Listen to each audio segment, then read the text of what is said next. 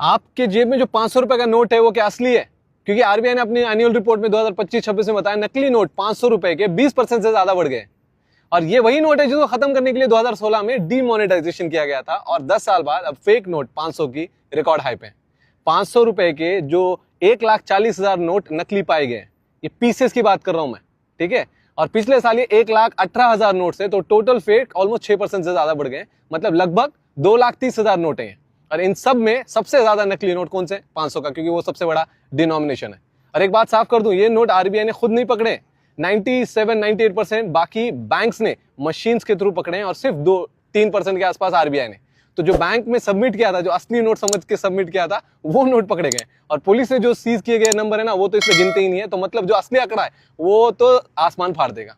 अब इंडिया में लगभग 70 बिलियन नोट पीसेस 500 रुपए के नोट के चल रहे हैं। और आज 500 का नोट इंडिया में सबसे बड़ा नोट है। तो टोटल नोट्स के 41% यही नोट है, ठीक है। और वैल्यू के हिसाब से देखो ना, तो 87% होता है। मतलब अगर पूरे इंडिया में 100 नोट घूम रहे हैं तो 500 के नोट 41 500 के नोट है। और अगर 100 रुपए की पूरी इंडियन इकोनॉमी है पेपर वैल्यू में, तो 500 रुपए नोट की 86 रुपीज की वैल्यू है।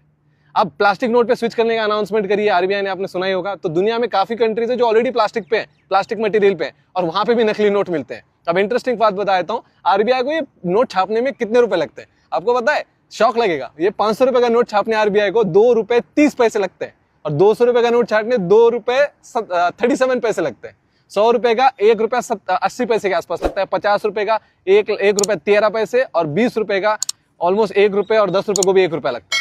गवर्नमेंट को 95% का प्रॉफिट है सीधा 500 रुपए का प्रिंट करने पे नोट, ठीक है। तो जो काउंटरफीटर्स होते हैं उनको तो कितना ज्यादा प्रॉफिट होगा सोचो। इसलिए वो छोटे नोट कॉपी करने में जाते ही नहीं और सीधा 500 रुपए का काउंटरफीट करने की कोशिश करते हैं। अब आप लोगों को मैं बता दूं, आप लोग बोले यार भाई काम करते हैं, बैंक में रखते हैं, टेंशन ही खत्म, ठीक है। तो बैंक तो नेक्स्ट लेवल स्कैम है।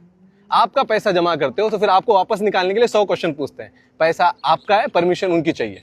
क्यों निकालना है? 1 लाख से ज्यादा नहीं निकाल सकते। पैन कार्ड लेके आओ, किसको भेजना है, क्यों भेजना है, कब भेजना है। सैटरडे संडे तो ऑफ है भाई हमारा, 9 से 5 ही काम करते हैं हम, ठीक है। फिर लंच टाइम के बाद आओ, इतना पैसा हमारे पास अभी नहीं है, कल आके निकाल के लेके जाना। और ऑनलाइन ट्रांसफर, बेनिफिशियरी ऐड करो, 24 घंटे तक का वेट करो, सिर्फ 25,000 भेज सकते हो। 25,000 के बाद में और एक बेनिफिशियरी ऐड करो। और बैंक डूबा तो आपके मेहनत के पैसे डूब गए। और आप जो पैसे बैंक में रखते हो ना, वो पैसा वो किसी और को लोन देके उस पर इंटरेस्ट कमाते हैं, क्योंकि बैंक कोई बिजनेस है भाई, सोशल सर्विस नहीं है। बुरा लगा तो पोगो चैनल देखो, समझ आया तो शेयर जरूर करना।